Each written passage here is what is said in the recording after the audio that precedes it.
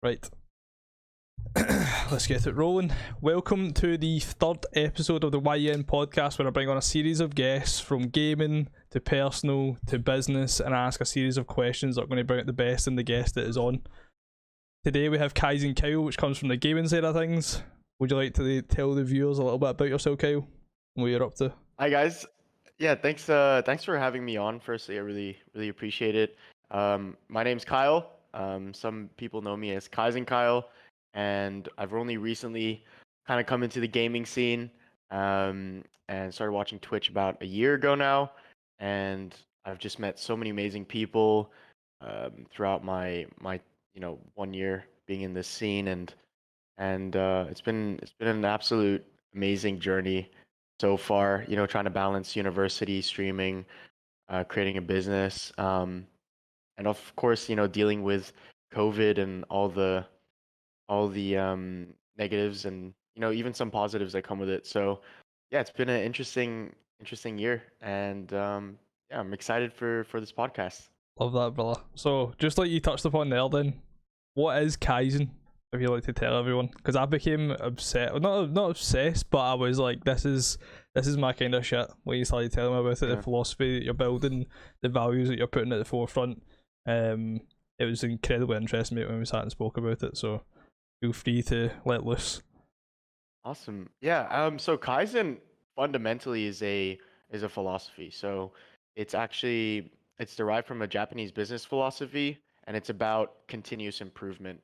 And what I really liked about it when I first heard about it in business school was that it looked at the whole picture, and it was, if we can improve something by 1%, that's like that's what we should aim for. It's not about trying to change everything or trying to be at the top, or they didn't really look at it as a race. They more said like, let's fine tune each thing, and just continuously improve every single day, even if it's 1%. And that's like kind of the minimum. And I really like that. And I've been into fitness for about 12 years, and I saw that happen with my own fitness journey. Initially, I was trying to, rush things, and I was trying to do too much, and it wasn't sustainable, right? I Yeah, think with great long-term progress, you need to be consistent, and the only way to be consistent is if you're doing something that's sustainable. And so that's where the Kaizen philosophy really resonated with me, was that, if you wake up and you say, I'm going to improve by 1% every single day, and you do something, and it kind of gives you this feeling like you're moving forward. It gives you this motivation. I'm a firm believer in that action creates motivation rather than vice versa, right? A lot yeah, of people need to be motivated before they act. But I do think like sometimes I just go into autopilot. If I don't want to go to the gym or something, like I just ignore how I feel. And I'm just like, it's in my diary, it's in my schedule. I'm gonna go, and then afterwards, you feel great. yeah. And then you just feel more motivated to do things. You're like, I hit the gym, I'm crushing life. You feel good about yourself. So I think it's that mentality of just improving little by little, brick by brick, is the most popular saying I think goes. But it's about continuous improvement. So I wanted to so Kaizen initially was just going to be, it was actually going to be a gaming team. Um, but with all, I'm sure many of people that are watching this part of YEN as well, and yourself, would understand that, your first idea is most likely not going to be the idea that you go through with. I think it continuously changes. Yeah. That's a good thing. I think you become more aware. Of course, I was new to the gaming scene, so I didn't really understand, the whole thing about organizations, teams. I thought, it was, you create a team, you participate in tournaments. I had savings that I was willing to invest in something I was passionate about, and so yeah, I just said like, let's do this, and so I started reaching out to people, and then I met Mick G Productions, and he really told me he opened my eyes to the gaming industry, and I learned a lot about organizations, how they work, and that was something that I wasn't very keen on building. Like, I didn't want to build an organization. That wasn't my goal with it. My goal was, I want to spread this philosophy, because I feel like sorry, I'm missing a huge part, which is gaming. How much gaming has contributed to my life too. I Yep. think that um, I don't necessarily agree that life is a game. Like, I agree to a certain extent because, like a game, you have this opportunity to get better, to improve, to what's the word, to achieve your goals, right? Yep. And you associate yourself with a certain identity, right? If you Hmm. if you play the game and you're like, nah, I'm a bad player, I just play for fun, whatever. That's your thing. That's fine. But you're never gonna reach the top, or you're never gonna be a really good player if you have that mindset, right? You have Yep. to start watching. You have to start learning. You have to, put in the hours and get better at a game. And that's kind of the mindset that you can apply to anything in life that you want to be successful at. Yep. So gaming has always been this thing where I was like, oh, I really want to like get better. I want to achieve the next level, and it gives you something to grind for, to work towards. Yep. And that's like very fulfilling, right? When you achieve your goals, it's very fulfilling. And for me, that's what life is about. It's about constantly moving forward, learning new things, and failing is a part of it. Because it's not going to be, a very smooth path. It's always going to be bumpy, right? Yep. And I think gaming teaches you that, like, it's not always going to go your way. It's like Warzone, right? You have your bad games and you have your good games. To be fair, we probably have more bad games than good games. But Yep. at the end of the day, it's like you can see yourself getting better, and it's really, really motivating. And so then you look at these bad games, you're like, no, it's still progress. I still learned something from it. So with me, with gaming, it was very similar to the Kaizen philosophy. So I said, why not apply this philosophy to a team and try and help them, give them a sense of direction, give them some kind of um, what's the word? Like Some purpose. kind of purpose. Yeah, Yeah. exactly. And there are a lot of young kids in gaming, Yep. and most of the boys that I've been working with are 15, 16 years old, Yep. and they've really benefited, but also they've really resonated with it. And I can see them working really hard and teaching them about the philosophy, about what fitness has taught me. I've had a couple of businesses before this, and I've learned from them. They weren't exactly successes, but like it teaches you something. Yeah. So I wanted to share that with them and say, like, look, grinding the streams, putting in the time, it's all good, but you need to also be smart about the grind, right? You don't Yep. want to do the same thing over and over and then not see any real significant growth Yep. if you want to make it.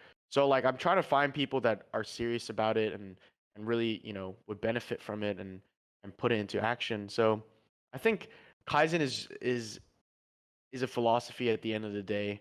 I Yep. want to create a brand around it. I do. That's my long-term vision. And, every day it becomes more clear to me. Yep. The more I work on it, the more people I meet, talking to people like yourself who have expertise in other areas. So it gives me, for me, it's a learning process. I don't, I don't want to put the stress of, this needs to be the next big thing. For me, it's like if I can impact people positively, that's, my end goal. I Yep. want to try and impact as many people as possible. And obviously, my long-term goal would be to impact, hundreds of thousands, even millions of people. So getting there, I have my long-term goal, but it's always that in between that's like kind of blurry. And I think that, that's no reason to give up. It gives me more motivation to work and fail, try new things. And it's been really hard with university Yep. because I was put on a lot of pressure to do well, and it's a promise I kept from my parents, so I really wanted to make sure I did well. And of course, with COVID and everything, it was a bit hard, working from home and just the levels of motivation are all time low. Normally, I'm a very organized, disciplined person, but this was a real struggle. Also, didn't have many friends here, so I feel like the social life aspect is something that a lot of people take for granted, but I think a lot of people have realized that, even just going to work and seeing familiar faces and having a schedule, that's all very, um, very important for us and for our well-being. Yep. So, yeah, it was a struggle, but I think it has made me stronger. It has made me realize that this is something I want to do after uni because I feel so strongly about it, even though times are tough. So Yeah, I think coming back to your question, what is Kaizen is essentially the philosophy that I want to preach through a brand, Yeah. through content, through finding people who associate themselves with it very strongly and continuously, trying to help people and spread good information that's going to help people at the end of the day. So yeah. Yeah, 100%, bro. And there's a couple of things that you touched upon just that I'd love to dive more into. Obviously, you spoke a little bit about like the power of 1%, which I learned from the compound effect, which then like my business coach Paula, she's constantly preaching about it on a regular basis. So that's hmm something we'll dig into a little bit in terms of like habits and like a positive environment you spoke about as well. They're all like juicy kind of areas, mate. But when it came to, for example, your vision, like I think it is a Jeff Bezos that says that you're strict on your vision, flexible in the details. Everything in hmm between is just it's going to come and go. You're going to things are always. I mean, when I look at YN, mate, I literally my initial vision was I'll host in-person events once a week where people come together. That'll be it. That was my vision, mate. Yep. And now it's became and it's like turning into like something so much more. And that's the whole point of it. The vision for me was like, right, cool, value driven. What are all my values? Respect, integrity, loyalty, respect, right, cool. Trust. We put them all at the forefront.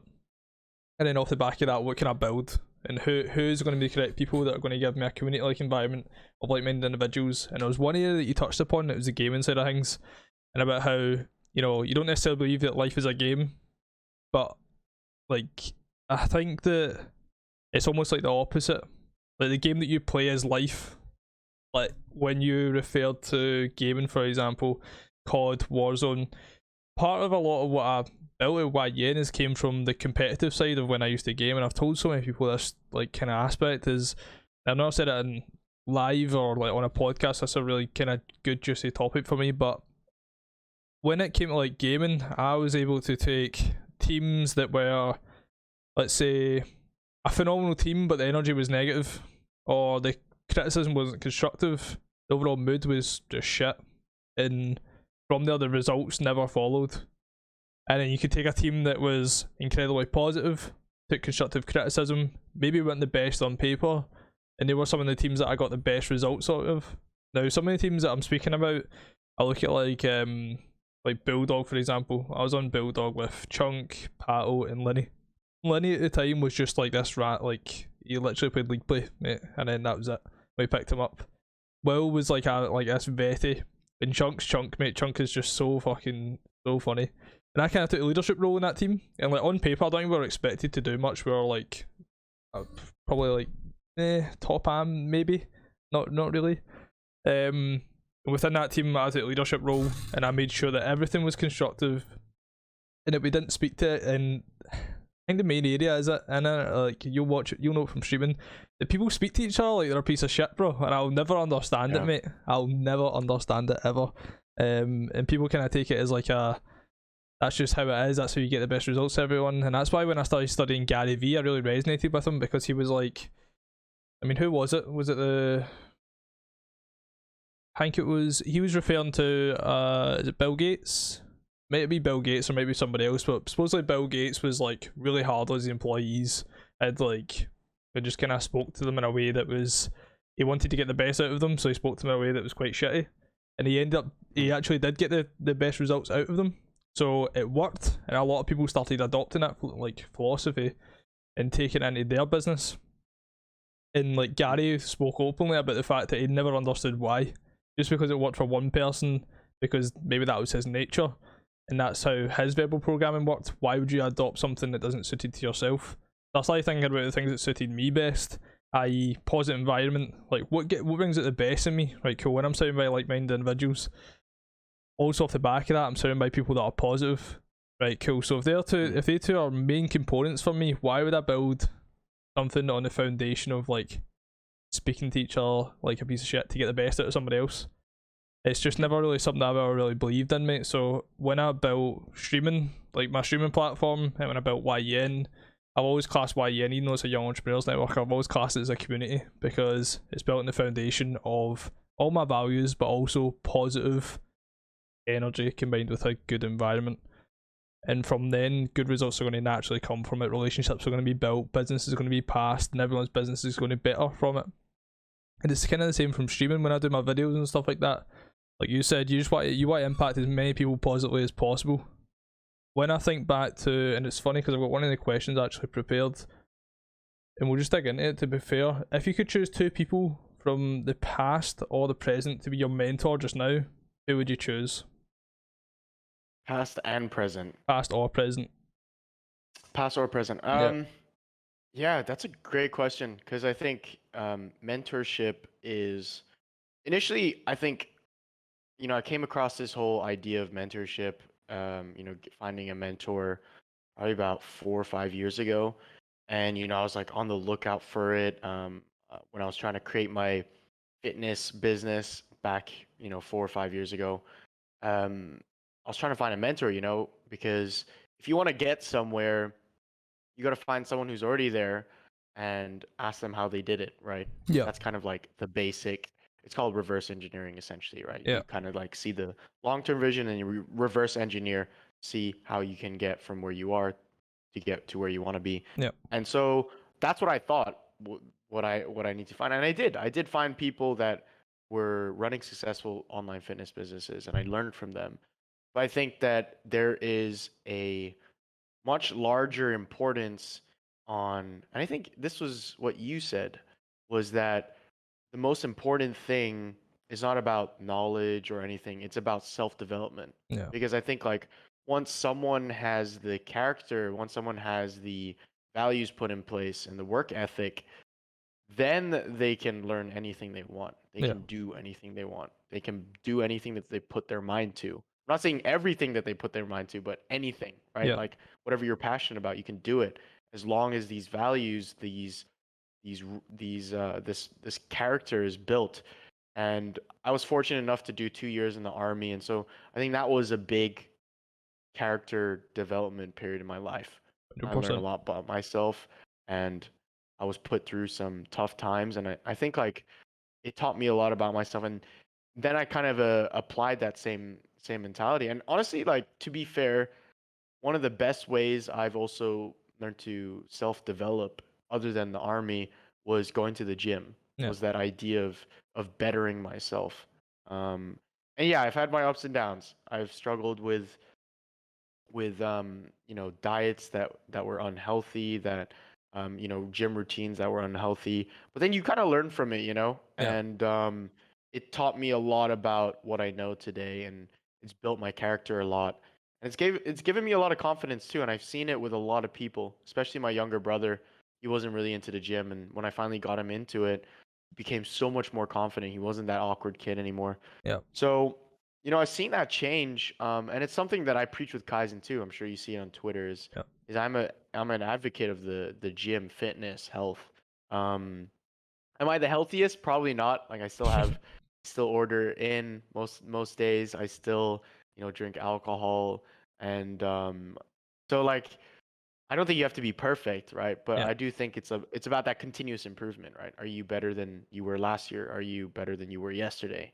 So yeah, I do think that personal development would be the most important thing. I think because once your character is shaped, you can essentially do anything you want, anything you put your mind to.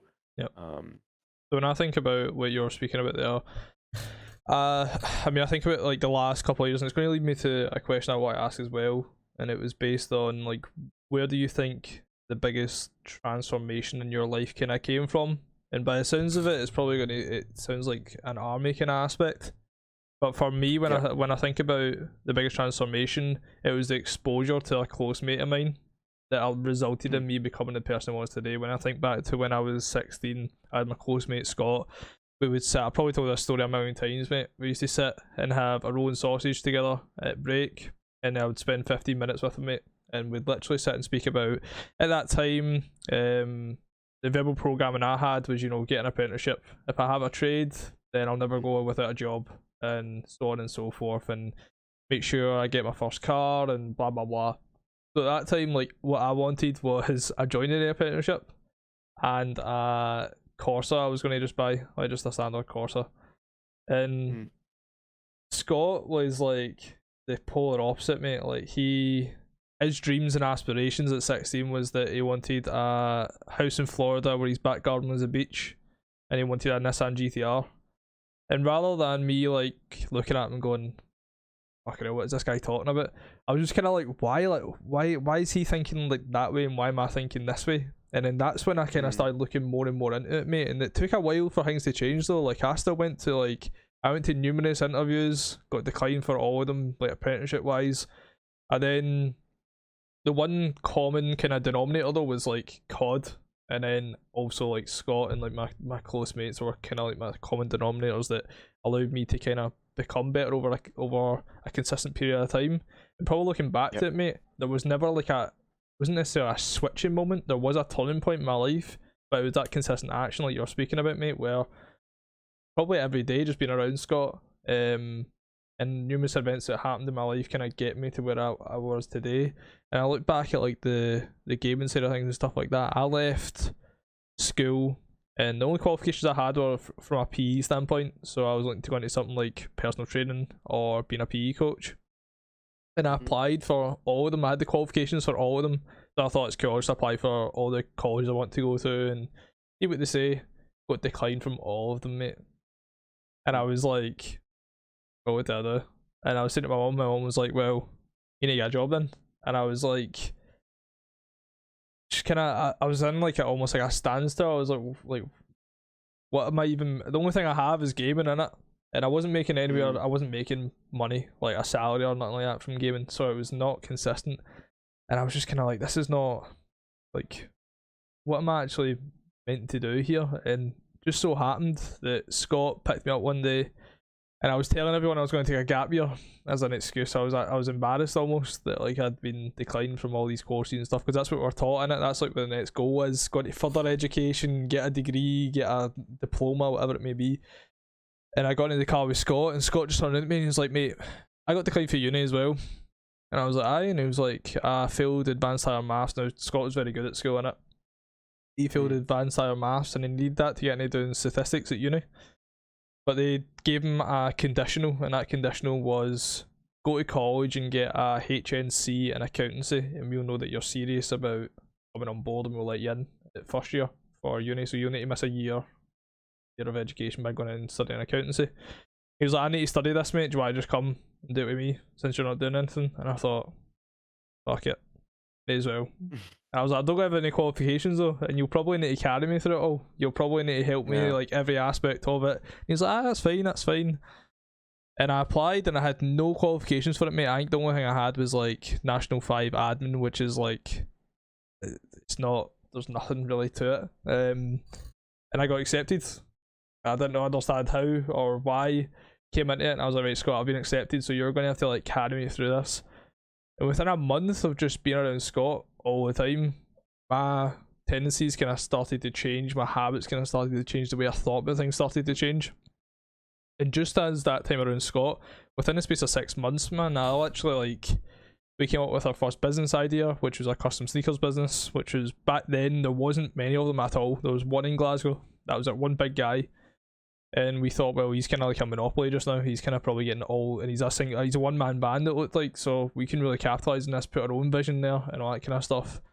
And kind of from there, everything just kind of snowballed, mate. We were picking up all kinds of stuff. We got into Forex, we got into numerous different business ideas. All the holes were capital though, we didn't have the capital to do it. And that was kind of like the, going back to the question, which was like what was almost like the biggest transformation point in your life? For me, probably getting in that car that day. My life would have been completely different, bro. I could be, I don't know, it's actually scary to think about, mate, to be fair. And that's why when I speak about things on stream, man, you're like one decision away from changing your life completely. And a lot of it comes down to who you surround yourself with. And a lot of people just kind of get into that habit of like kind of taking the fact that, oh, I've had this friend for 10 years, I wouldn't ever just stop speaking to him because he doesn't have the same values as me or whatever. He doesn't want to be the same places as me. And for me, I kind of look at it, I think it was a complex of 5 that someone gave to me, and it was like, you're going to meet people that are going to be your friends, and any friends are going to be friends that you can spend 5 minutes with. You have friends that you can spend 50 minutes with. You have friends that you can spend 5 hours with.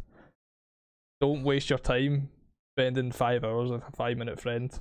And it's kind of it's almost like it can sound bad, like in a way, because you're kind of disconnecting from a lot of people, bro, and it can become lonely because if you've not got this correct people around you, it can be hard to find that.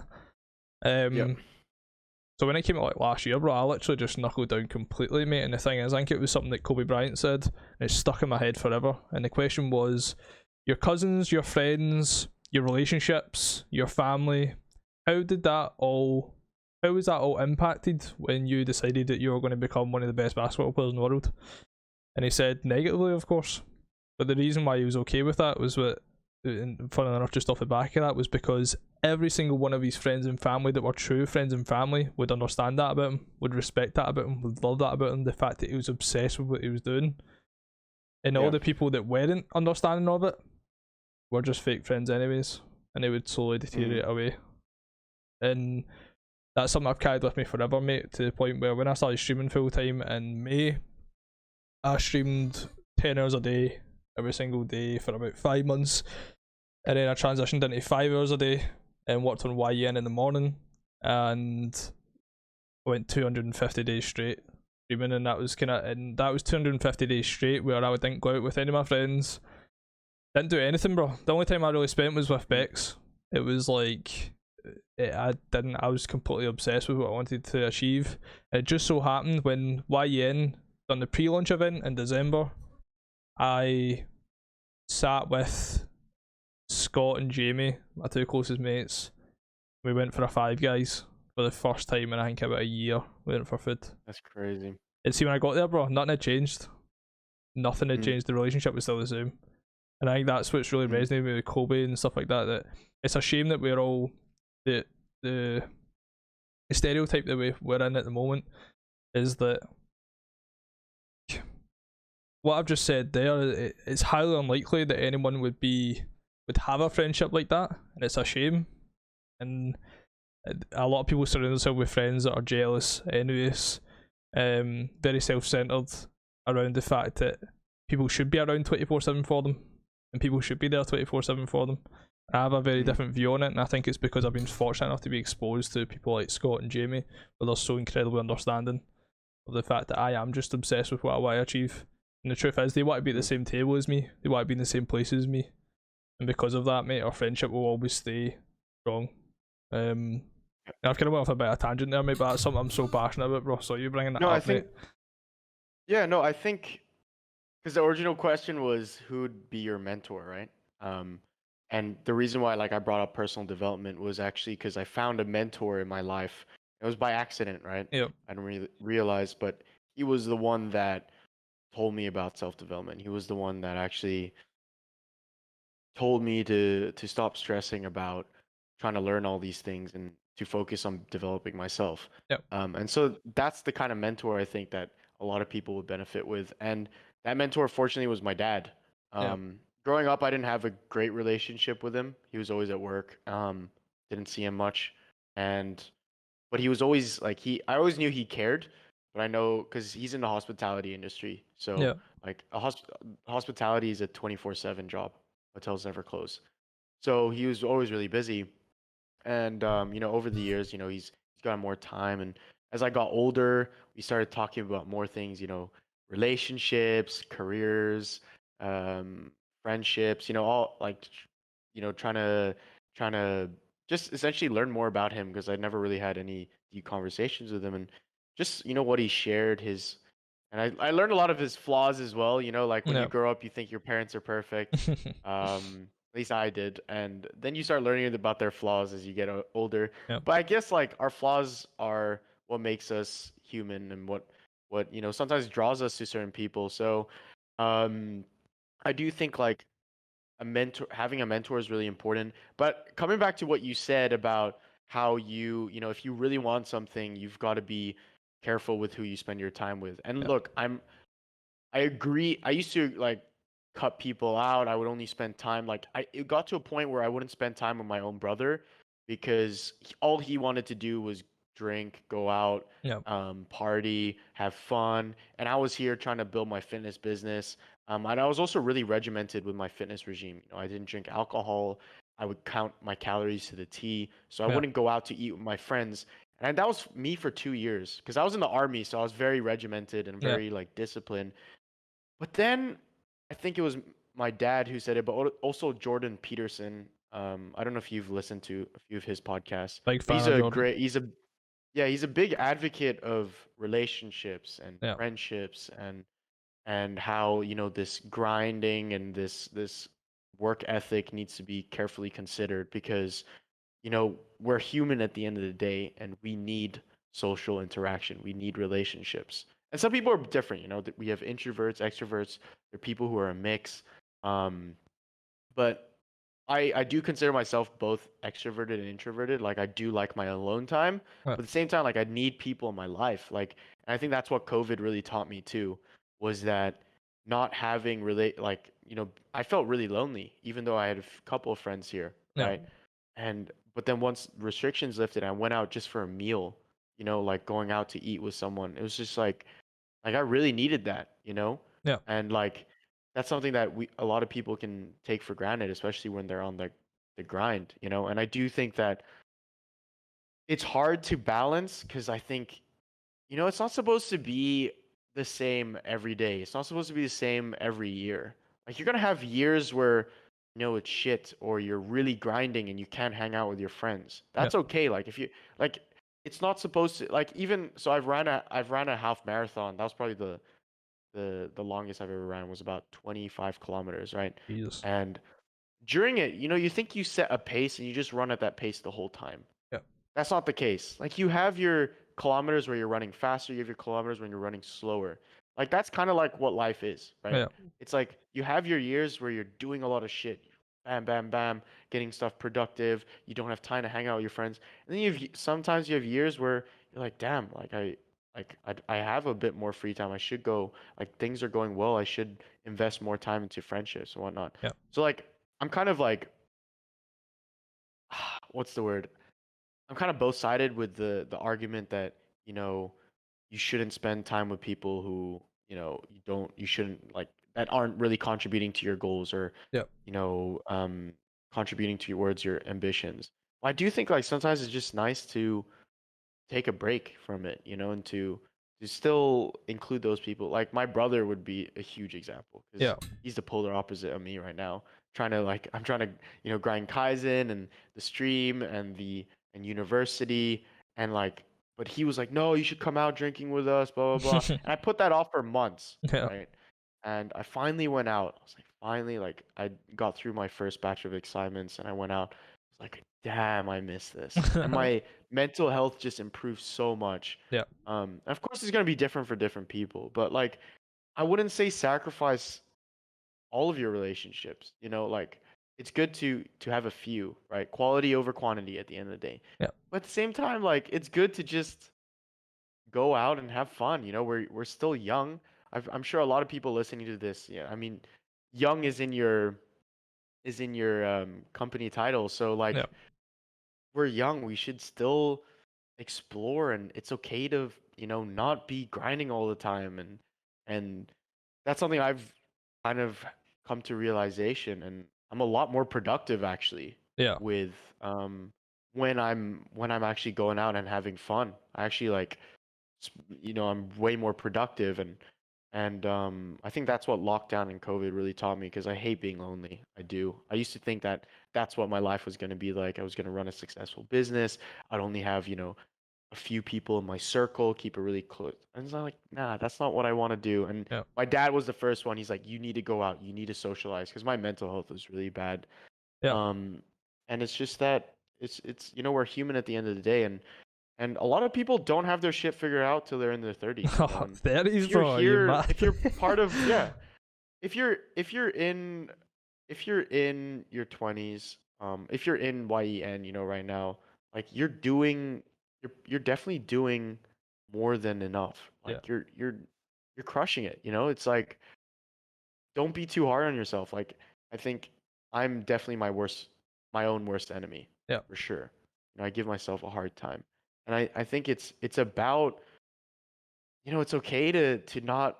I think with social media and everything, it's very easy to feel the pressure to feel like you need to keep up with everyone and everything going on.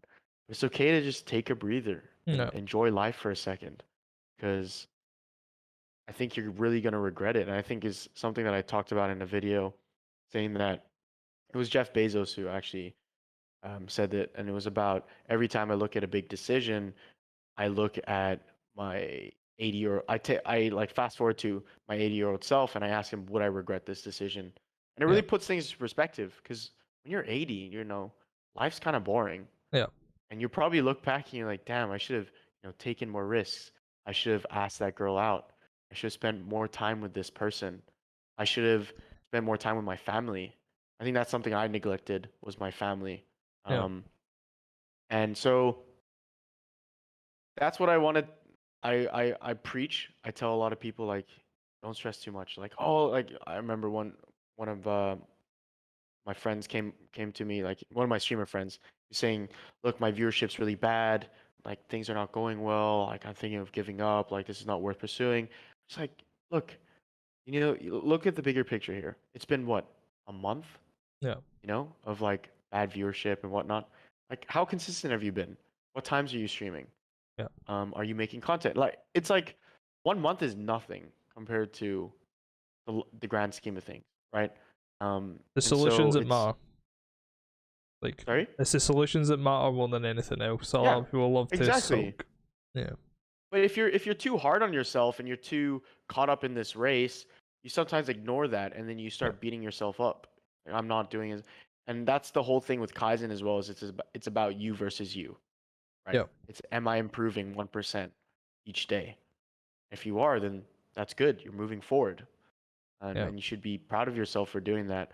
And I think it's like I used to have that mentality of, it's kind of like what you said earlier about having a boss that treats people badly to get them to be motivated. Yeah. But actually, like you see with recent studies, that a more, the more effective way would be to boost morale Yeah. by showing compassion and putting things in place that, help people feel better Yeah. and feel a sense of purpose.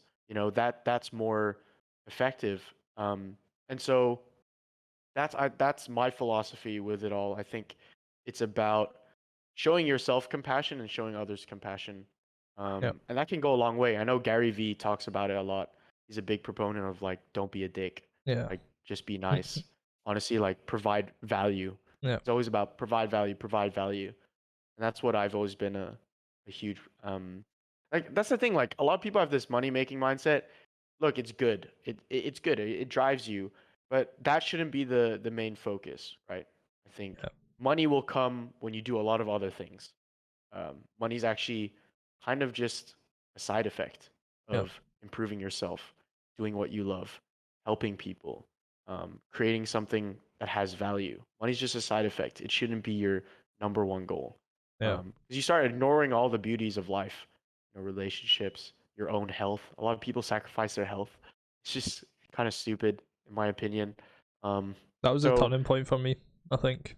The yeah. health impact. hmm Just kind of what you're touching upon there. My mind was just, mate, pigging because you're just hitting so many. I knew this was going to happen, bro. I knew it was going to be pigging like crazy. But I took on. It was one of the things you were speaking about. And it was like that got me thinking about why I took on my business coach, Paula. The reason why is because she was the one coach that it was always about working less and earning more in it, and it's kind of from the philosophy of like the 4 Hour Work Week by Tim Ferriss. And Yep. Paula, like, she's all about working less and earning more, whereas in my head it's like, right, cool, I need to be working 18 hours a day or else I'm not going to get to where I need to be. That was like my head before I took on Paula, and it's something that I've been trying to like it's something I've been trying to work on rapidly, because I know that I don't think I'll ever regret it. Like if I was to just stay the way I was, I don't think I would regret it, and I don't know if I would regret it when I was like 80, for example, like you were saying. Mhm. But I believe that almost like my future self would thank me for it. Maybe like my near future self, But then when my health kind of started getting like impacted, I think that 250-day straight period, I was sitting and woke up and I had a pain in my side. I was like, and recently when I was 15 or 16, my appendix burst, and I was like, when your appendix bursts, you got like a 40% chance of living. It's absolutely nuts, mate. So I was like hospitalised and like fucked for like 6 weeks when I was a kid. And ever since then, mate, like I always just get this weird like feeling in the right side of my, like where it happened. I always just get this like pain, and I'm like offed. And it usually just goes away, mate. And it was it just didn't this day. And I was sitting there and I'd got home and I had 2 calls scheduled for the morning. I thought, oh, it's fine, it'll go away. I'll just hopped on the call. And instantly, like as I hopped on, as soon as the guy, his name was Brian, started speaking, my whole body was like, what the fuck are you doing, man? Like, and I was sitting there and I was like, it's fine, man, I'm online, like I'm just 2 minutes away from like my bed, for example, like, I'm okay. And I tried to go on with the call, mate, and I just couldn't. As soon as he started speaking, and I could tell he was so excited as well, and that's another thing, I think I feel bad almost, like a lot of the time. And I could tell he was so excited about what he was speaking about, and he was so passionate. I was like, but I'm going to hop off, mate. And I hopped off and just broke down pretty much, bro. I was just like, my body is like fucked and just felt terrible, and that kind of made me rethink everything I was doing, because it was kind of like, wait, what am I missing when I look at it? And obviously we see all the gurus and stuff, like you touched on it really, really well. You see all the gurus that speak about, you know, working X amount of hours every single day, grinding away, like being obsessed, and I'm a big believer in there being a way to achieve that. The way in which I was going about it wasn't that way. I was just slogging out, bro. And for me, one area that I became obsessed with is making sure that I'm operating at 100% output. How can I get to there? What do I need to do to be feeling that way? And that's where this board came in about the habits, and that's what we're going to touch upon in just a little bit, because the 1% kind of aspect. And when I kind of got this from like Posty, which was one of my biggest supporters in stream. I had a good long call with him. And for anyone that doesn't know Posty, one of the biggest supporters in my stream. He's got 6 companies, 2 content. He's fuck it, he's nuts, mate. He's absolutely nuts. And I had a 5-hour call with him, mate, and I thought I was going to hop on. I thought I was going to speak about business, get all these lucky tips. No, it was pure naive to think that. And in fact, he just spoke for 5 hours about personal development, how to become almost like one with yourself, and how to actually get to a level of clarity pretty much 24/7. And he was talking about how he works 2 8-hour days every single day, sleeps for 4 hours, and for the remaining time that he has, that 4 hours, he puts into meditation, self-development, and uses that kind of time to relax. Also with streams on in the background, that's where he's in my stream. And I thought, I could just do that then. And I thought, what's his excuse? Like, not what's his excuse? Like, what's my excuse to not be able to do that? What's my excuse not to be able to adopt that philosophy? What's my excuse not to be working incredibly hard? And whenever I feel like giving up, if someone else can do it, then why can't I do it? So I adopted that, and I went 250 days straight of 16-hour days. I didn't break them up. I just done 16 hours straight. And the main part that I missed out was the self. I don't know the word for it. I don't want to say self-discipline. It's not. It's the like showing love to myself. The meditation, self-compassion. Yeah, like that alongside the whole self-development side of things. I wasn't meditating. I wasn't reading. I wasn't journaling. I wasn't scheduling. I wasn't doing any. I was scheduling, to be fair, but all the things that were helping me learn a lot about myself, I was operating like a zombie, mate. Or like at 250 days, I was probably running about 20% output. Slugging. If he's doing it, then I can do it. And I missed out the main part to get me up to that clarity, which was all the personal development shit. I stopped reading, I never meditated, I stopped journaling, I stopped doing my declarations, and that was when, and that's the thing as well, I mean, your mind is so fucking powerful, bro, and people just don't realise it either, mate.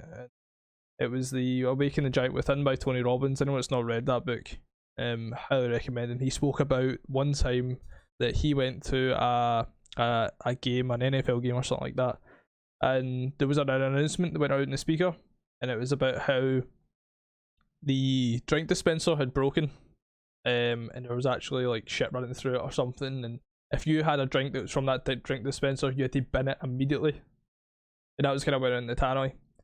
And instantly everyone in the stadium started freaking out, bro. People started passing out, people started fainting, people started being sick. Ambulances were all phoned and stuff like that. And I think it was in the book he says something like an hour or two later, they found out there was nothing wrong with the drink dispenser. So they announced it. That an hour or so later, saying that there was actually nothing wrong with the drink dispenser and it was a mistake. Everyone miraculously recovered. And if that doesn't tell you about the fucking how powerful your mind is to be able to create you, good to mute my mic. If that doesn't tell you how powerful your mind is and taking you forward, if I'm sitting there slugging away, mate, and I'm not doing any sort of personal development to make my mind feel better, to make me feel better, to become one with myself, then what the fuck am I doing, bro? I mean, like, what am I actually doing, mate? Because I'm just operating at like 20% output. It's what you spoke about as well. Adopt those like productivity power hours where you're like 100% output, no phone, no nothing. I'm gonna get everything I need to get done. There's 100% you will get more done in those 2 hours if you just sat slugged out for like 6. Yeah, for me, bro, it's something I'm extremely passionate about, mate. Is becoming one with myself and adopting those positive habits that are going to be ever changing, because we have a lot of shit habits, bro. A lot of people, as soon as they get a spare minute, mate, just pick up their phone. Everyone's a victim to that. Everyone does it. I do it still, and that's what I'm working on, breaking my screen time, getting that down to fuck. Why am I spending 4 hours on my phone? You know what I mean, like, if I sat and said I didn't have the time for something, I'd be lying. I clearly do, and that's why I don't really listen to that either whenever people say they don't have the time, because it is just priorities, mate. You'll know that yourself. It's literally just priorities. So when I started adopting the habits and adopting ways in which it took me away from that whole shit about like taking all the shit habits away, mate, all the stuff that's just deteriorating myself and my body, things like consuming the social media and stuff like that. So what do you think is the one habit that you adopted outside of fitness? Because I know you're going to say fitness. What is one habit outside of fitness that you think has changed your life or will change your life if you adopt it properly? Ooh, that's a good one. And it's actually a very recent one, probably last month. I think it was a video I watched or something, or podcast. But it's basically teaching yourself to remove the importance or the focus on how you feel before you do something and focus on how you feel after doing it. Right. I think it's that mindset of I don't need to feel like doing it in order to do it. Like taking action when you're not in the mood. Yeah, but it's also saying that you're in control. Like it's also reminding yourself that you are in control of what you do. Yep. So an example would be like, let's say you're trying to, lose weight or get healthier, and you're really craving like, you have food prepared that's good food, and then you have bad food that you really want. Yeah. To be fair, like most times I'd say like if you're on track 80% of the time, have the junk food. But let's say like you've had a bad week, and you need to stick to your diet. It's like basically, yes, you feel right now like you want this. You're gonna feel after you eat that food, that junk food, you're gonna feel really bad about it after. Yeah. It's like it's that notion of delayed gratification. Yeah. Right? About teaching yourself to be present in the in the moment after you're doing something that takes you forward.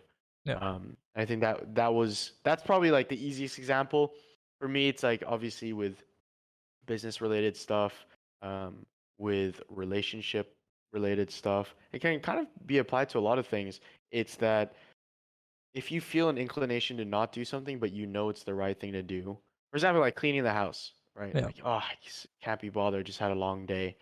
You're like, oh, I'm gonna feel good after I do it. I feel like I actually did something. And it helps if you write it down as a task or whatever, because that gives you more intrinsic motivation to get it done. But simple things like that if you teach yourself to be put importance and the focus on that future feeling, then that will feel really good. It's like with your business, right? Imagine that feeling of creating something that, maybe the New York Times has written about, or Yeah. it's on the paper in a magazine, or if someone famous is talking about it or gives you a shout out about it, or if you've helped someone create a business and they come back to you like, thank you so much for what you did. Like, that's why you're putting in the work, right? Yeah. It's for that feeling after. It's not about the feeling of doing it now. You shouldn't expect to feel great while you do something important, Yeah. something meaningful. Yeah, sometimes it feels great doing Yeah. it. Sometimes I love eating a healthy meal, you know? It's same like running. Like some days I love running, some days I freaking hate it. Oh, I'm running. But I always feel good no matter what Yeah. after I do it. It's the And so just literally what you're just going to just literally what you're going to say is the one thing that was just sticking in my mind that what you were saying is the like suffering today for a better tomorrow, and that's kind of what you're. yeah, exactly. But sometimes like if you look at it as suffering, Yeah. like that's also like it's gonna be harder, right? Yeah. So like for me, it's just like I kind of like I said earlier, I just turn myself into autopilot. Yeah. Like I just like I'm in control. I'm just gonna go and do like this task. I'm not gonna think about it. And sometimes it's just like trying to just block out the just telling I pretend sometimes that it's like I have a devil and an angel on my shoulder, and Yeah. I'm just like knocking off the devil. I'm just gonna go do it. It's just like there's certain mind tricks that you can do to get yourself to do the tough shit. Yeah. And then it becomes a habit. And then now I find myself like doing it all the time without realizing it. Yep. Initially it was hard, right? But you do it for a month or two and you're like, oh, I'm actually like doing this without any effort now. Yeah. So it's like the other day I was like really tired. I didn't want to go out for a run. And then I just like put on my clothes and I went. I was like, oh, okay. I didn't even have to think about it. And normally I'd be like, I'd have a battle with myself for 30 minutes, Yeah. So I think it is just about teaching yourself these things. And it comes down to personal development, right? Yep. And yeah, so I think that would be something that would change my life forever because it would make me more productive for sure. Yeah, 100%, bro. And I think just Yeah. what you're talking about, for me, that one was cold showers. Like cold showers are a really good example because you're in there, bro, and it's so warm, it's so cozy, everything feels amazing. You're in a good zen state of mind. Your ideas are running. The last thing your brain wants to do, especially first thing in the morning, is turn on a shower freezing cold, bro. And like that was something for me that it was like, see, even when I'm standing in that shower, mate, it's like the devil you're talking about sit and tell me, don't do it. You don't need it. You're alright. You're in a good zen state of mind. Actually, you've got a sore head. The cold shower will make that worse and all that kind of stuff. Yeah, your body makes these like your mind plays these games with you, bro. Like it really does. There was a scientist who was talking about it, how that it's in our biology. Yeah. Our body wants to do things as efficiently as possible. It doesn't want to go out the comfort zone. Yeah. So like if you want to do things that are great, like you need to get out of your comfort zone. You need to just like ignore that feeling. You're like, oh, I don't want to do it. You just have to ignore it. There's nothing you can do, right? It won't disappear, right? You just have to tell yourself like, I'm in control. Yeah. My feelings are not. I can do this. And so that's something that's like something I do pretty much every single day. Yeah, 100%, bro. And I think for me, even last night, mate, that tournament didn't finish. The charity tournament didn't finish till 11:30, and I just didn't plan my day accordingly, mate. At all. And when I came off, I was obviously tired. I still had to read, do my daily stretches, and do my journal, my schedule. So I came off and I was knackered, mate. And I was like, oh my god, the last thing I want to do is read my book because I know I'm going to fall asleep. The last thing I want to do is do my stretches because I'm fucking knackered. But I just, like you said, autopilot, mate. You just need to do it. And that's where the consistency of habits. So for me, I track everything day by day. So I'll track everything days in a row. So for example, my journal, my scheduling, 146 days in a row. Cold showers, 49 days in a row. Decorations, 51 days in a row. Meditation and reading, 13 days, and stretches are 12. So as soon as those numbers get stacked, bro, I was looking at it and I thought, I don't want any of them to go down to zero, mate. I don't want any. Yeah, it's very motivating to like track track things. Like I do that with my workouts. You know, I Yeah. track like how much weight I'm lifting. Am I lifting more weight? Yeah, bro. It can be motivating, but it can also be demotivating. I think I made a tweet about that before. How numbers, you know, when things are going good, can be very motivating, Yep. but when they're not going very good, they can be very demotivating. So it's about creating this relationship with numbers. I think is also very important if you are getting into tracking. I know a lot of people that don't track, and still are able to do it. I'm kind of like in the middle. Yeah. Some things I don't need to track, but then some things I do, and it's comes down to at the end of the day to self accountability, Yeah. right? It's if I That's another really good habit I think. It's holding yourself accountable, even if it's 1% your fault or Yeah. less. You know, still like holding yourself accountable. It's not about playing the victim. Right? I Yeah. think this victim mentality is really holding a lot of people back. Yeah. It's held myself back, to be fair. I'm like, why can't this be my way? Why can't Yeah. like why COVID? Blah blah blah. You know, like why can't I travel? Why can't I be back in the UK right now? It's like, why are you complaining? Why are you playing the victim? Like focus on what's in your control. See how you can improve, find a solution, and then make it work. So I think it's about constantly reminding yourself that you're in control. Um, I fucking love that, bro. yeah, I do, mate. Because I think not playing the victim. yeah. Because the book I'm reading just now that I've spoken about, I don't know how many times, The Subtle Art of Not Giving a Fuck by Mark Manson. Spoke Yeah, about it on I stream, love I that don't know book. how many times. Just literally what you're talking about there is about the fact that like like you can be born into a life that is, you know, you've got problems with your genetics, you've got you know, some of the most awful things can happen to you in Mm, any form. I'm not going to give examples, mate, because I don't want to be a trigger warning or anything like that for anyone, but yes, these things that are happening to you are so unlucky, unfortunate, and you can look at other people's lives and how, oh, it's never happened to them, man, like I wish I had their life and blah blah blah. Like, yes, everything that happens to you is not your fault or not mm, your, it's things that you can't control, it's the external stuff in it. But mm. in terms of once that shit happens, it's then your responsibility to feel better about it, to Yeah. become okay with it, and to move on with your life in it rather than being stuck in it. And I think that Mark Manson really explains it. But explains it in a much better way than me. If anyone's confused by what I'm speaking about, just buy that book. It'll explain it all to you. But that's Yeah, what it I was a kind of great, took away. really good book. I take Mm, away from it, mate, was about once something happens, yeah, you can't really control that. Something like COVID, for example. But it's about you taking the responsibility to not dwell on it, to provide a solution, to come up with a solution, provide yourself with a good environment, provide yourself with ever changing habits, for example, that put you in a better state of mind. I mean, I've had yeah. times where I've been laying in bed, bro, and I've been like, you know what, I've got a bit of sore head today, I can write this off as a migraine day, and then I Mm, don't need to do all my habits. And then I'm like, yeah. that's a fucking shit excuse, bro. I get up, I'll do my stretches.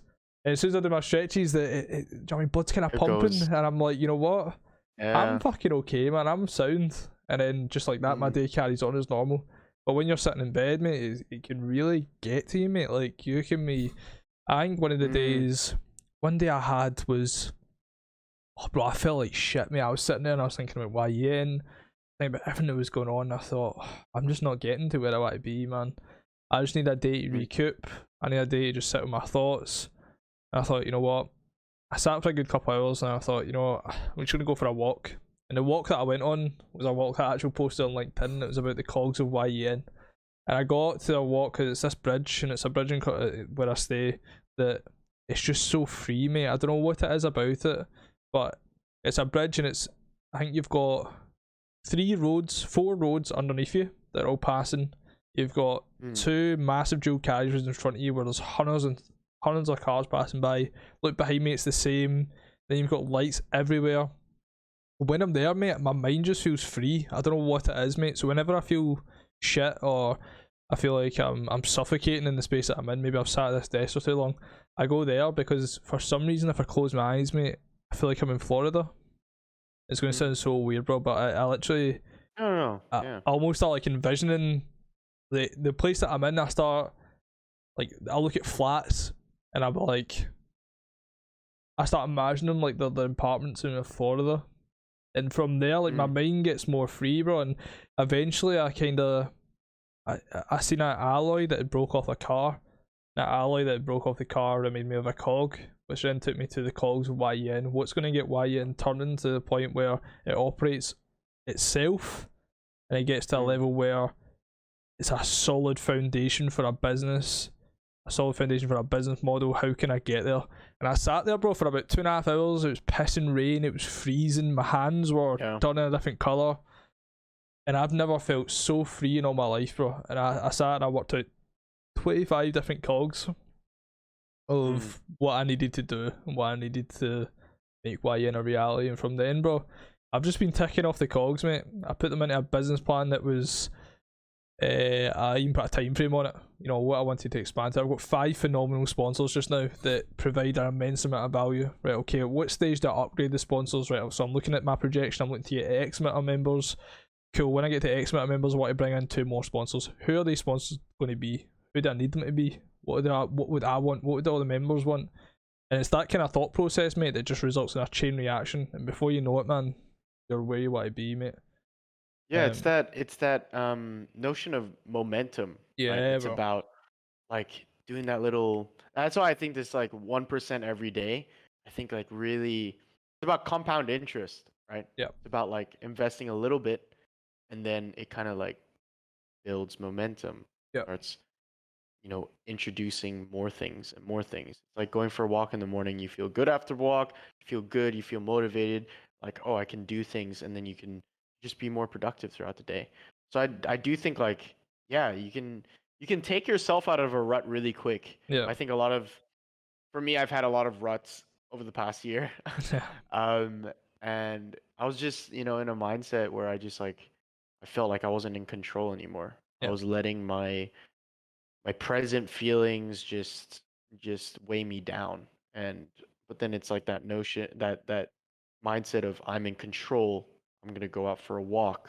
I'm yeah, going to eat healthier. I'm going to go exercise. I'm going to go write a paragraph of my essay. It's like telling yourself that you're in control, getting these things done. And then it's like it just reaffirms yourself. Like it reassures yourself as well that you can do what you put your mind to. And then you start creating this momentum, and then ideas start to flow. yeah, And then you start getting more things done, and then you feel more productive. And then it's just like, and then over time, in the long run, like, damn, I did so much. And it was because I went on a walk in the morning. yeah, So yeah, I definitely think that's something that's very important is to it's okay to feel like shit. Like I think like sorry, can I swear on this podcast? yeah, bro. Don't Forgot stress it. okay, yeah. It's okay to feel like shit. I used to beat myself up about it. I used to almost play the victim. Like, why do I feel like shit? Blah blah blah. I'm like, yeah, because you're not healthy. You're not sleeping enough. Your mental health isn't good. Like, show yourself a bit of compassion. Like, you're still doing a lot. You know, when the circumstances aren't in your favor, and that's something to be proud of. That's something to be happy about. So I think that's something that would be quite transformative for a lot of people is showing yourself self compassion. It's a little tongue twister. Showing yourself some compassion. Yeah, So I think that's what I'm a huge proponent for because I'm definitely, like I said earlier, my own worst enemy. I can be very hard on myself. But at the same time, like it's not any excuse, it's not an excuse to not do things that are taking you forward, right? yeah, Take a lazy day. What I mean by self-compassion is you owe it to yourself to do things that are going to help you become successful. yeah, It's reframing that mindset that this is not suffering, this is taking me forward. yeah, This is what I need to do in order to be happy in the future or to find some kind of fulfillment. yeah, Um, So it's about that mindset. It's not about, oh, I can just eat ice cream on the couch and watch Netflix all day. Like that's not self-compassion. That's gonna hurt you later on. It's like kind of what you said, like what we talked about earlier, right? It's about teaching yourself to put importance on the feeling after you do something. It's like if I sit on the couch and watch Netflix all day, it's gonna feel great, while I'm doing it, but the next day I'm gonna feel like poop. Yeah. It's like, why are you doing that to yourself? Show yourself some compassion. Maybe watch 2 hours of Netflix, chill, and then go out for a walk, and then see how you feel from there. Maybe eat a healthy meal, get some exercise. Like, you owe it to yourself to do things that are gonna contribute to your success. 100%, bro. And I think you can also, that's what when I speak about like the screen time kind of aspect, you can make better use of that time by implementing habits. And just because those habits make you feel a bit uncomfortable to begin with, they maybe don't help you rejuvenate, they maybe don't help you, you still feel a bit drained after them and stuff like that. Once those habits become concrete, those habits are going to make you feel better. So when you have those shit days, you're not going to, I mean, I've had days, bro. I tell you what, I had this conversation with Bex yesterday. Like, I've had days, mate, where I've hopped off stream, my brain is just being clogged, mate. Like, clogged. Like, I'm just like, holy shit, man. And I'll just lay on my bed, mate, and I'll lay in the same position, and I'll scroll through TikTok for like 40 minutes, mate. But the truth is, bro, if I wanted to clear my head, mate, all I had to do was just go out a walk, mate. Yeah. So I sat there and I decided to scroll down social media, gathering even more shit into a clogged brain that didn't make me feel any better. When in fact, all I had to do was just release it all, mate. And so, for example, I could have hopped off and I could have just started meditating. Could have hopped off and I went to walk. I could have hopped off and went for a shower. I mean, I love going for showers, bro. Showers clear my head. Like, I had multiple showers a day, mate. And like that's where the kind of fine line to becoming a better person, I think, is that all those wee shitty things that you do, it doesn't result in you showing yourself any compassion. It doesn't make you feel better. You're just you just kind of do things because that's what I mean. Feels good in the moment. Yeah. Yeah. And it's like us as you're speaking about biology, which is something that I became fascinated about when I started studying Tony Robbins and Posty as well. He always used to speak about it. About the fact that, like, we're built to survive, and surviving in this day and age is, just getting by, having surviving in this day and age is getting by, really. Surviving back in the day, was avoiding saber-toothed tigers and hunting for food, and times have completely evolved. And I think it was I think Scott just recently said to me about how, like, our generation is somewhat, not our generation itself, humans ourselves now have evolved into, we've become so comfortable to the point where we're almost going to the opposite end of our biology, what we were set to do. Because back in olden days, it was wake up, hunt, exercise, get food, eat, rejuvenate, hunt, exercise, eat, rejuvenate.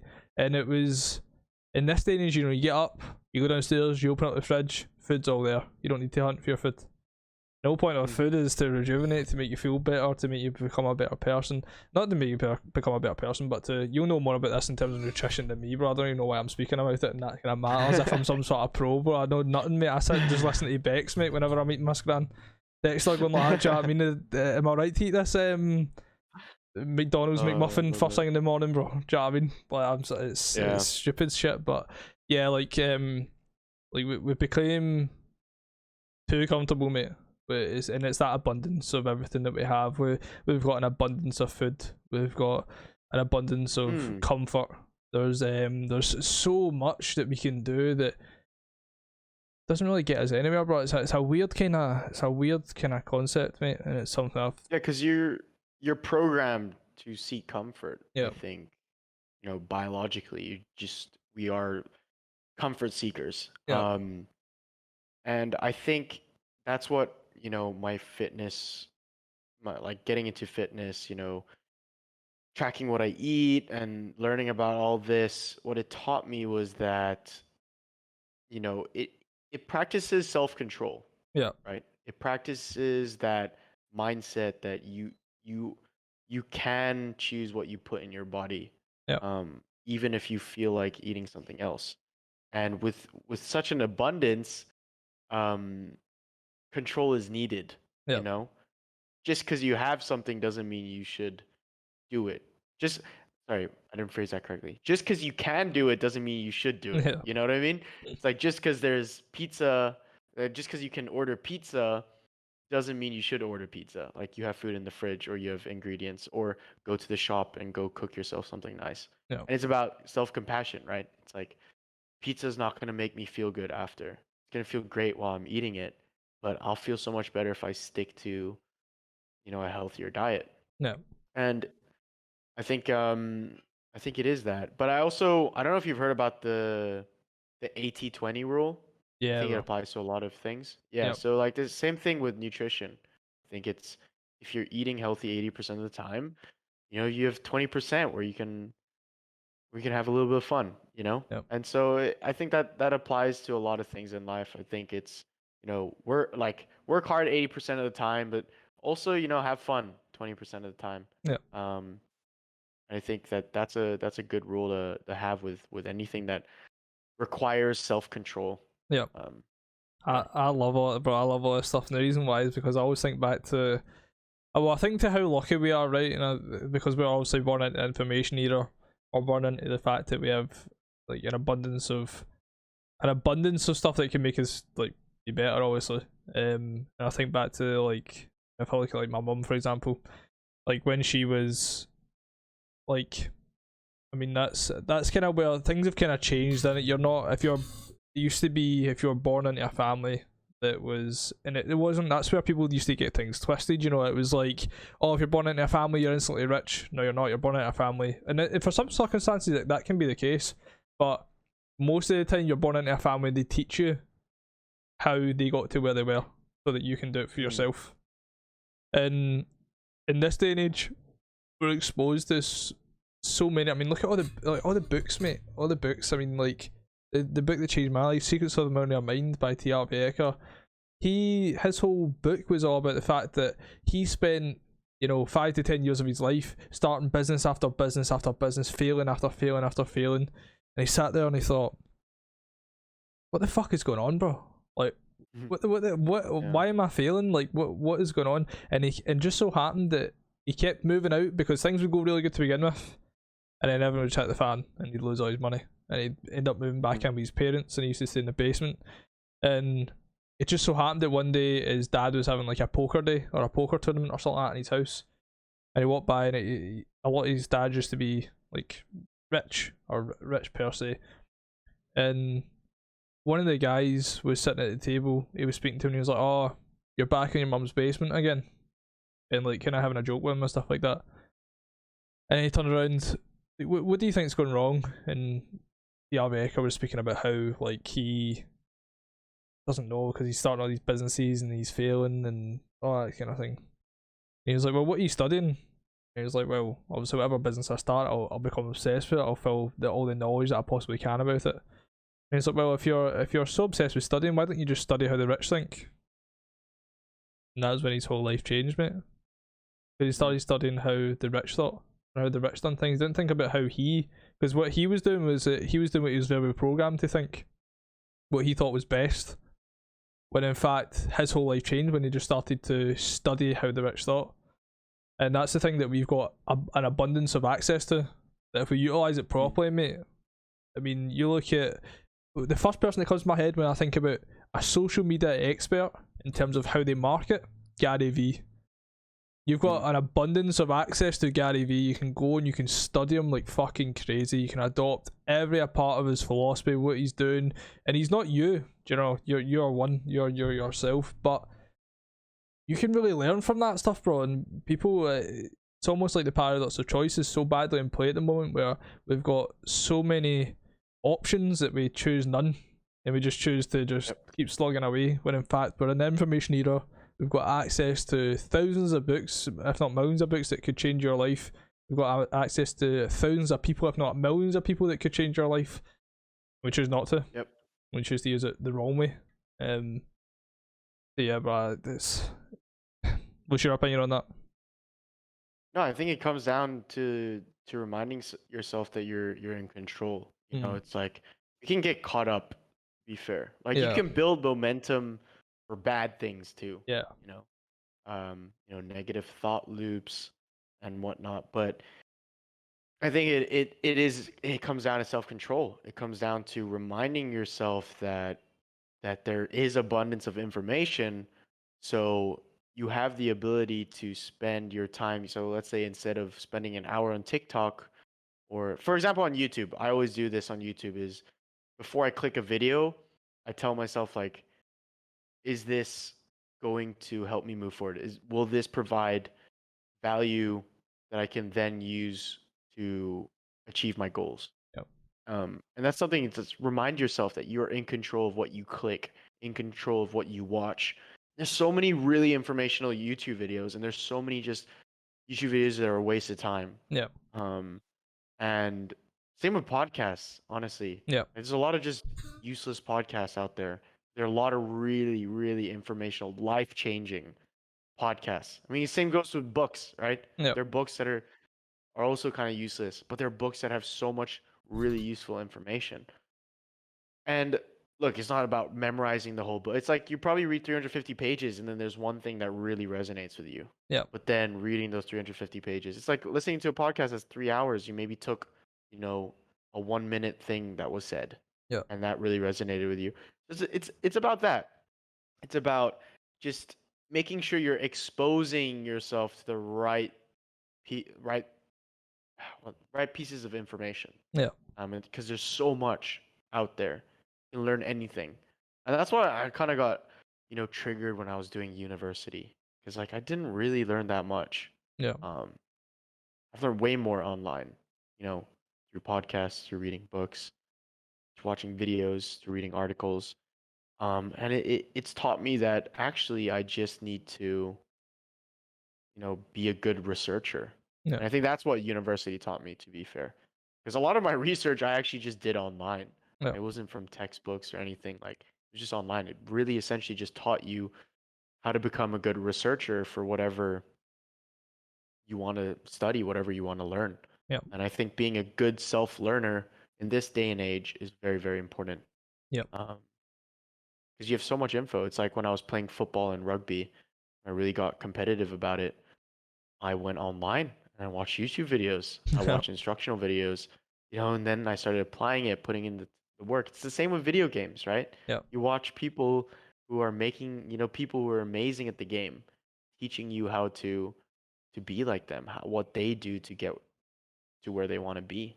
So I think gaming is actually like a great example, If it's used correctly, same with bro. fitness. Yeah. Yeah, if it's used correctly, bro, it can be. I've had this conversation with, I don't know how many people. Correctly is a good one. If you use it in a way to better yourself, in a way like that's what comp does, bro. Comp, like competitive, that's what brings out the best in you, bro. Because you're quick, you learn so quickly the good parts about yourself and the shit parts about yourself, bro. Because you're playing with the same people every single day, and you very quickly learn everything you possibly can about yourself, and it's up to you to take it on board or not. And a lot of people, obviously, people use gaming to just chill, and like, it's different for each person. It's different for everyone, yeah. Yeah. But I know kids that are playing. I mean, everyone. I'm pretty much every kid out there, I think, is addicted to gaming or like any sort of concept, and it can be amazing if it's used correctly. And if you use it in a way to better yourself and that kind of stuff, because that's how I've got to where I am with like COD and stuff like that. And that's the thing with like gaming itself. Whenever someone says to me, I had a guy that was so I'm part of like another business network as well. It's like a referral based network, and it's huge. And when I was on that, I'm on it every Wednesday, and one of the guys that was on there was speaking to me about how his son always plays Fortnite, and that he wants him to get off it, and or not that he's always telling me get off it and go outside and that kind of stuff. And I was like, just out of pure curiosity in it, do you know what the prize pool was for the biggest event last year for Fortnite? And he was like, nah, I didn't know there was money in it. I was like, well, the biggest prize pool, if I'm not mistaken, was 6 million for one tournament, and a kid that was 15, 16, what age was bigger, like 16 or something like that, won $3 million. And quickly his attitude was like, holy shit. And like if it is used correctly, bro, you can set yourself up for life. So it is about using it correctly. I do agree 100%. Yep. Like all the information that we have, everything's about using it to the best of your ability that suits yourself also. But I think I've kinda we've dug so deep into so many deep things, mate, that I've actually not asked any of the kind of weird and wacky kind of questions, mate. So I'm just going to string Go a few ahead. off if that's Yeah. good to you. So what is the stupidest thing you've ever spent your money on? I know the exact answer to this because I still have them as a reminder. I bought a pair of Yeezys, not even for retail, like for Yeah. I got them off of StockX. Do you know the website? Yeah. Um, and yeah, I did it because my friends had it and I felt out of place. I saw it on social media all the time. Like, screw it, I'll spend. It was my first paycheck. No, my second paycheck in the army. I spent all of it on a pair of shoes and I wore them twice Yeah. and they're actually not that comfortable. I didn't really actually like how they looked on me and I was gonna resell them, but I was like, no, you should keep this as a reminder to, it's just like every time you look at it, you're like, this was the stupidest thing I've ever spent my money on, and I'm never gonna do that ever again. And since then, I've never actually spent money on anything stupid. Yeah. I hardly own any clothes. I have like the same 7 t-shirts I wear. Yeah. I have 2 pairs of shoes outside, running, and one that I just wear for everything. So it's like it taught me a lot. Like even those. So I think like it does teach you about life. You do stupid things, but as long as you learn from it, then Yeah. it's valuable. It was funny because I Yeah, asked Dwayne pair this. of Yeezys. I asked Dwayne Yeah, the same question, and he was funny enough. I think because I got this question from Optic Hex's 600 Seconds podcast that he does, where he asks a yeah, series of questions that are weird and kind of like things that you'd never really be asked. And the most common answer on that podcast was about like bottle service and like buying yeah. cars and stuff like that. And it's funny because I asked Dwayne the same question, and Dwayne's answer was that he bought a top that was like, I don't remember what exact price. It was in the hundreds, like hundreds for it though. Oh And my it was literally just a black t-shirt with just like the design, just like this Gymshark t-shirt. Like it was literally just a logo. And Yeah. walked out the shop, and as soon as he walked out the shop, he was like, "Why have I done that? Why have I done that? Like, I should just return it." And I was like, "Did you return it?" And he was like, "Nah, I didn't have the balls to go back in and return it." And I was like, "I'd probably have been the same thing, bro." Yeah. What is one attribute of one of your close friends that you would love to adopt? That was your Oh, own. that's a great question. That's a great question. Attribute. And it can be anything, right? Mental or physical? Oh, physical attribute too. Could be, Oh, bro. Yeah. I definitely want my brother's height. Your brother's height. He's 3, yeah, he's 3 inches. He's 6'3". I'm 6 foot. And just like, fuck. I'm so jealous of his height. Um, that sounds really basic though. I feel like, to be fair, like I definitely care more about personable Yeah. attributes. For my brother, I think it's his lack of care sometimes. Yeah. But in the right way. Like it's not that he doesn't care about things, but it's like I can overthink a lot of Yeah. things. I can overanalyze a lot of things. But he's just like, dude, don't think so much about it. I'm like, well, that's easy for you to say because you're not like me. So like I'm an overthinker, overanalyzer. And look, I see the positives in it, but Yeah. it's really like hindered my life a lot, I think. Especially my mental health a lot of Yeah. the times. But I have coping mechanisms like exercise is huge. Having a good routine, a good schedule, getting good sleep.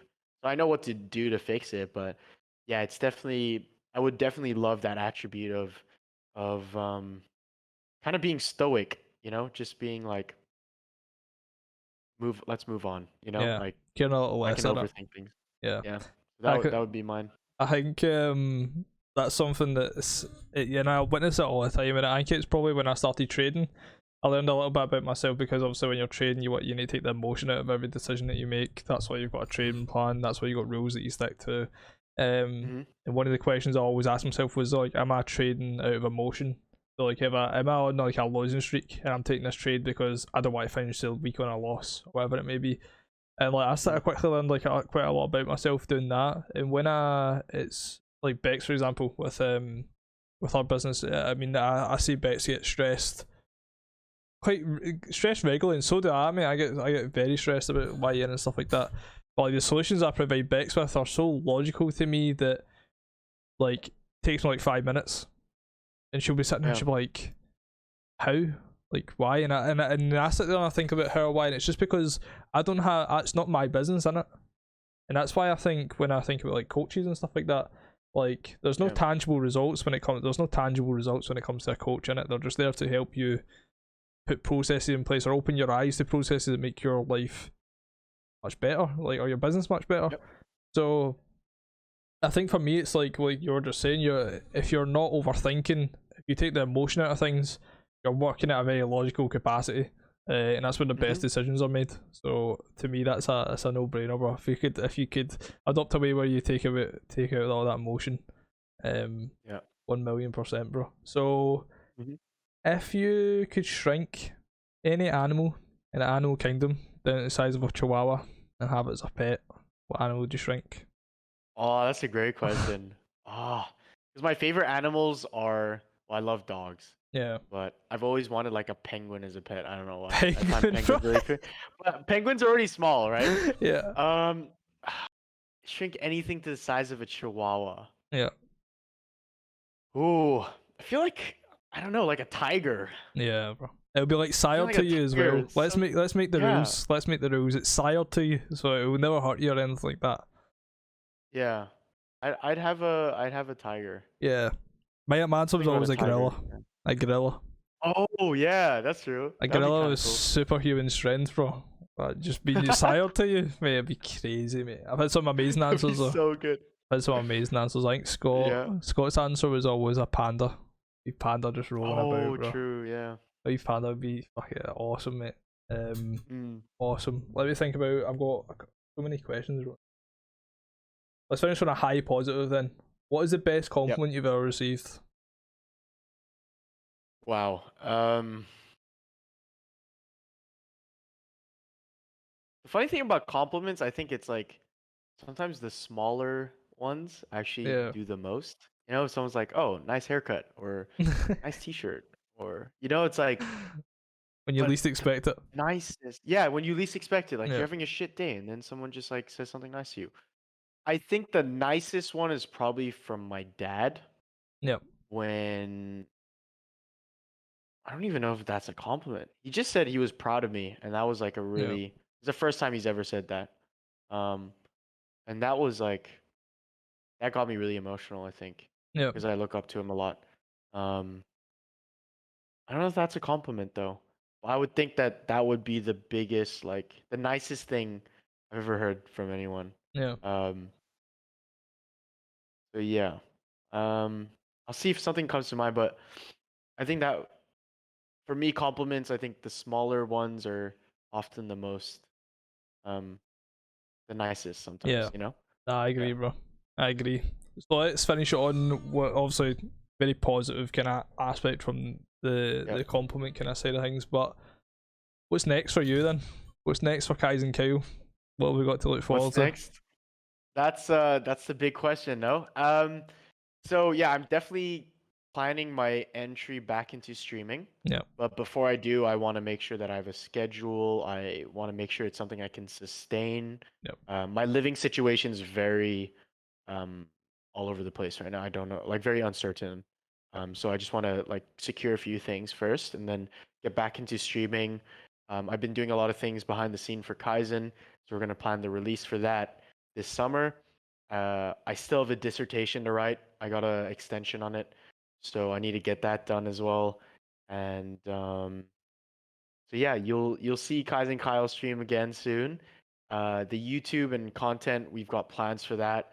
I've put a hold on Project Kaizen, which is this little video series I was doing.